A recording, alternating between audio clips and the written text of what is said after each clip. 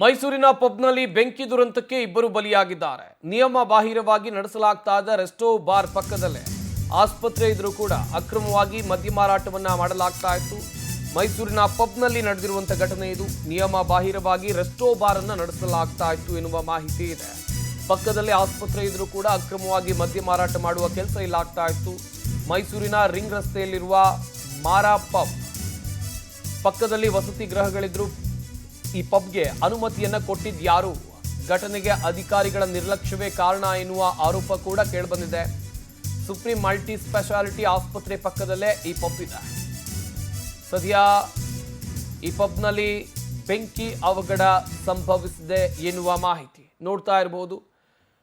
ಬೆಂಕಿ ಅವಘಡದಲ್ಲಿ ಪಬ್ ಹೇಗೆ ಹೊತ್ತಿ ಉರಿದಿದೆ ಅಂತೇಳಿ ಈ ಬಗ್ಗೆ ನಮ್ಮ ಪ್ರತಿನಿಧಿ ಪ್ರೇಮ್ ಕುಮಾರ್ ಪ್ರತ್ಯಕ್ಷ ವರದಿಯನ್ನು ಕೊಟ್ಟಿದ್ದಾರೆ. ಬನ್ನಿ ನೋಡೋಣ.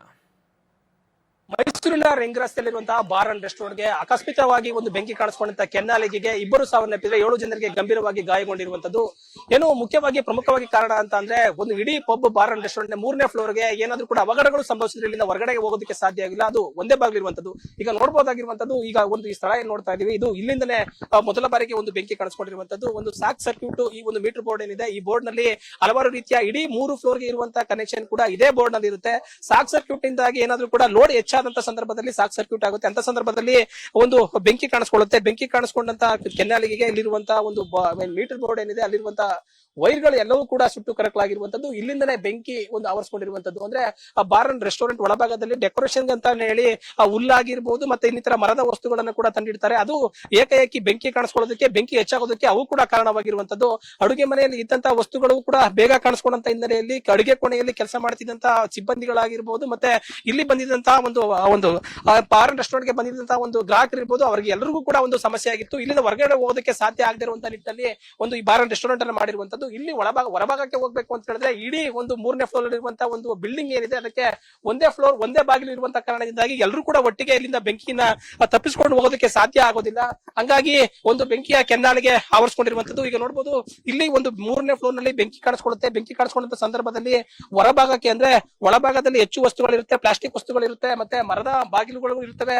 ಅಂತ ಸಂದರ್ಭದಲ್ಲಿ ಮರದ ಒಂದು ಡಿಸೈನ್ ಅನ್ನ ಮಾಡಿರ್ತಾರೆ. ಅಂತ ಸಂದರ್ಭದಲ್ಲಿ ಒಂದು ಏಕಾಏಕಿ ಬೆಂಕಿ ಕಾಣಿಸ್ಕೊಂಡಿದ್ರು ಕೂಡ ಅದನ್ನ ನಂಬಿಸೋದಕ್ಕೆ ಸಾಧ್ಯ ಆಗಿಲ್ಲ. ಇಲ್ಲಿಂದ ಜನರು ಕೂಡ ಹೋಗಿ ಹೊರಗಡೆ ಹೋಗ್ಬೇಕಾದ್ರೆ ತಪ್ಪಿಸ್ಕೊಳ್ಳೋದಕ್ಕೂ ಸಾಧ್ಯ ಇಲ್ಲ. ಹಂಗಾಗಿ ಇಲ್ಲಿ ನೋಡಬಹುದು 3ನೇ ಫ್ಲೋರ್ ಇಂದ ಕೆಳಭಾಗಕ್ಕೆ ಬೆಂಕಿ ಯಾವ ರೀತಿ ಹೋಗಿದೆ ಅಂತ ಹೇಳಿದ್ರೆ ಅಲ್ಲಿಂದ ಒಂದಕ್ಕೊಂದು ಲಿಂಕ್ ಅಂದ್ರೆ ವೈರ್ ಒಂದಕ್ಕೊಂದು ಲಿಂಕ್ ಇರುತ್ತೆ, ಮರದ ವಸ್ತುಗಳಿರುತ್ತೆ.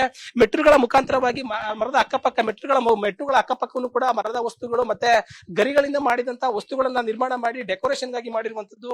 ಇದರಿಂದಾಗಿ ಕೂಡ ಮೇಲೆ ಫ್ಲೋರ್ ನಲ್ಲಿ ಕಾಣಿಸ್ಕೊಂಡಂತಹ ಬೆಂಕಿ ಈಸಿಯಾಗಿ ಕೆಳಭಾಗಕ್ಕೆ ಬಂದಿರುವಂತದ್ದು.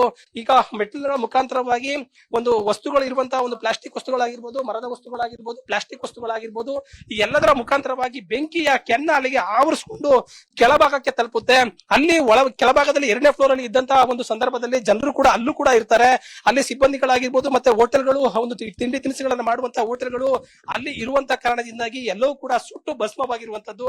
ಏನು ಬೆಂಕಿಯ ಕೆನ್ನಾಲಿಗೆ ಕಾಣಿಸ್ಕೊಂಡಂತ ಸಂದರ್ಭದಲ್ಲಿ ಏನಿದೆ, ಇಲ್ಲಿ ಒಂದು ರೆಸ್ಟೋರೆಂಟ್ ಇಲ್ಲಿ ಇರುವಂತದ್ದು. ಆದ್ರೆ ಬೆಂಕಿಯ ಕೆನ್ನಾಲಿಗೆ ಒಂದು ಡೋರ್ ಅನ್ನು ಹಾಕೊಂಡಂತ ಸಂದರ್ಭದಲ್ಲಿ ಈ ಒಂದು ಬಾರ್ ಅಂಡ್ ರೆಸ್ಟೋರೆಂಟ್ ಗೆ ಬೆಂಕಿಯ ಒಂದು ಆವರಿಸಿಕೊಳ್ಳೋದಿಲ್ಲ. ಇಲ್ಲಿರುವಂತ ಮೇಲಿರುವಂತ ಕೆಲವು ಸಿಬ್ಬಂದಿಗಳು ಇಲ್ಲಿಗೆ ಓಡ್ ಬಂದು ತಪ್ಪಿಸ್ಕೊಳ್ತಾರೆ. ಬಂದಂತ ಸಂದರ್ಭದಲ್ಲಿ ಇಲ್ಲಿ ಒಂದು ಅಡಗಿಕೊಳ್ಳುವಂತ ಸಂದರ್ಭದಲ್ಲಿ ಬೆಂಕಿಯ ಒಂದು ಆವರಣೆ ಇಲ್ಲಿಗೆ ಬರೋದಿಲ್ಲ. ಇದು 2ನೇ ಫ್ಲೋರ್ ಇದಾಗಿರುವಂತದ್ದು. ಮೇಲ್ನೇ ಫ್ಲೋರ್ ಇರುತ್ತೆ, ಮೇಲ್ನೇ ಫ್ಲೋರ್ ಬೆಂಕಿ ಕಾಣಿಸ್ಕೊಳ್ಳುತ್ತೆ, ಮೆಟ್ರಿಗಳ ಮುಖಾಂತರವಾಗಿ ಬೆಂಕಿ ಕೆಳಗಡೆ ಹೋಗುತ್ತೆ. ಆದ್ರೆ ಪಕ್ಕದಲ್ಲೇ ಇದ್ದಂತಹ ಒಂದು ಬಾರ್ ಅಂಡ್ ರೆಸ್ಟೋರೆಂಟ್ ಒಳಭಾಗದಲ್ಲಿ ಏನಿದೆ ಇದಕ್ಕೆ ಬೆಂಕಿಯ ಕೆನ್ನಾಲಿಗೆ ತಟ್ಟೋದಿಲ್ಲ. ಹಂಗಾಗಿ ಇಲ್ಲಿರುವಂತಹ 2ನೇ ಫ್ಲೋರ್ ಇರುವಂತಹ ವಸ್ತುಗಳು ಸೇಫ್ ಆಗಿರುವಂತದ್ದು. ಜನರು ಕೂಡ ಸಿಬ್ಬಂದಿಗಳಾಗಿರ್ಬೋದು, ಇಲ್ಲಿಗೆ ಊಟಕ್ಕೆ ಬಂದಂತ ಸಂದರ್ಭದಲ್ಲಿ ಗ್ರಾಹಕರು ಕೂಡ ಸೇಫ್ ಆಗಿದ್ದಾರೆ ಅಂತ ಹೇಳ್ಬೋದು. ಈ ಹೋಟೆಲ್ ಒಳಭಾಗದಲ್ಲಿ ಇದು ಸೇಫೆಸ್ಟ್ ಪ್ಲೇಸ್ ಅಂತ ಹೇಳ್ಬೋದು. ಈ ಮೇಲ್ನೇ 3ನೇ ಫ್ಲೋರ್ ಏನಿದೆ ಆ ಭಾಗದಲ್ಲಿರುವಂತಹ ಒಂದೇ ಬಾಗಿಲ ಮುಖಾಂತರವಾಗಿ ಜನರು ಓಡ್ ಬರ್ಬೇಕಾಗುತ್ತೆ, ಅಲ್ಲಿ ಬರೋದಕ್ಕೆ ಸಾಧ್ಯ ಆಗೋದಿಲ್ಲ. ಹಂಗಾಗಿ ಕೆಲವು ಜನರಿಗೆ ಗಂಭೀರವಾಗಿ ಗಾಯಗೊಂಡಿರುವಂತದ್ದು. ಏನು ಮೆಟ್ಟಿಲುಗಳ ಮುಖಾಂತರವಾಗಿ ಬಂದಂತಹ ಬೆಂಕಿ ಇಲ್ಲಿ ಎಲ್ಲವೂ ಕೂಡ ಪಕ್ಕದಲ್ಲಿದ್ದಂತಹ ಗೋಡೆಯ ಪಕ್ಕದಲ್ಲಿದ್ದಂತಹ ಒಂದು ಮರದ ವಸ್ತುಗಳಾಗಿರ್ಬೋದು, ಪ್ಲಾಸ್ಟಿಕ್ ವಸ್ತುಗಳ ಮೇಲೆ ಬಿದ್ದಂತ ಸಂದರ್ಭದಲ್ಲಿ ಬೆಂಕಿ ಸಂಖ್ಯೆಯ ಕೆನ್ನಾಲಿಗೆ ಹೆಚ್ಚಾಗಿರುವಂತದ್ದು. ಪ್ರಮುಖವಾಗಿ 3ನೇ ಫ್ಲೋರ್ ನಲ್ಲಿ ಬೆಂಕಿ ಕಾಣಿಸಿಕೊಂಡಂತಹ ಸಂದರ್ಭದಲ್ಲಿ ಒಳಭಾಗದಲ್ಲಿ ಇದ್ದಂತಹ ಜನರಾಗಿರ್ಬೋದು, ಸಿಬ್ಬಂದಿಗಳಾಗಿರ್ಬೋದು ಬರೋದಕ್ಕೆ ಹೊರಗಡೆ ತಕ್ಷಣವಾಗಿ ಬರೋದಕ್ಕೆ ಸಾಧ್ಯ ಆಗಿಲ್ಲ. ಹಂಗಾಗಿ ಎಲ್ಲರೂ ಕೂಡ ಒಟ್ಟಿಗೆ ಇದ್ದಂತಹ ಸಂದರ್ಭದಲ್ಲಿ ಅವರು ಒಂದು 7 ಜನರಿಗೆ ಗಂಭೀರವಾಗಿ ಗಾಯಗೊಂಡಿರುವಂತದ್ದು. ಇಬ್ಬರಿಗೂ ಸಾವನ್ನಪ್ಪಿದೆ. 7 ಜನರು ಕೂಡ ಅಪೋಲೋ ಆಸ್ಪತ್ರೆಯಲ್ಲಿ ಚಿಕಿತ್ಸೆಯನ್ನು ಪಡ್ಕೊಳ್ತಿದ್ದಾರೆ. ಒಟ್ಟಿನಲ್ಲಿ ಬಾರ್ ಅಂಡ್ ರೆಸ್ಟೋರೆಂಟ್ ನಲ್ಲಿ ಸಾಕಷ್ಟು ಜನರು ಭಾನುವಾರ ಆಗಿದ್ದಂತ ಸಂದರ್ಭದಲ್ಲಿ ಸಾಕಷ್ಟು ಗ್ರಾಹಕರು ಬರ್ತಾ ಇದ್ರು. ಆದ್ರೆ ಸೋಮವಾರ ಆಗಿರುವಂತಹ ಕಾರಣದಿಂದಾಗಿ ಗ್ರಾಹಕರ ಸಂಖ್ಯೆ ಕಡಿಮೆ ಇರುವಂತಹ ಕಾರಣದಿಂದಾಗಿ ಯಾವುದೇ ರೀತಿಯ ಹೆಚ್ಚಿನ ಒಂದು ಸಾವು ನೋವುಗಳು ಸಂಭವಿಸಿಲ್ಲ ಅಂತ ಹೇಳಿ ಇಲ್ಲಿನ ಒಂದು ಸಿಬ್ಬಂದಿಗಳಾಗಿರ್ಬೋದು ಮತ್ತೆ ಅಗ್ನಿಶಾಮಕ ಸಿಬ್ಬಂದಿಗಳು ಕೂಡ ಒಂದು ಮಾತನ್ನ ಹೇಳ್ತಾ ಇರುವಂತದ್ದು. 3ನೇ ಫ್ಲೋರ್ ನಲ್ಲಿ ಯಾವುದೇ ರೀತಿಯ ಒಂದು ಮುಂಜಾಗ್ರತಾ ಕ್ರಮವನ್ನ ವಹಿಸ್ತಾ ಇರುವಂತಹ ಹಿನ್ನೆಲೆಯಲ್ಲಿ ಇಂತಹ ಸಾವು ನೋವುಗಳು ಸಂಭವಿಸೋದಕ್ಕೆ ಮುಖ್ಯ ಕಾರಣ ಆಗಿರುವಂತದ್ದು. ಕ್ಯಾಮರಾ ಪರ್ಸನ್ ಹರೀಶ್ ಜೊತೆ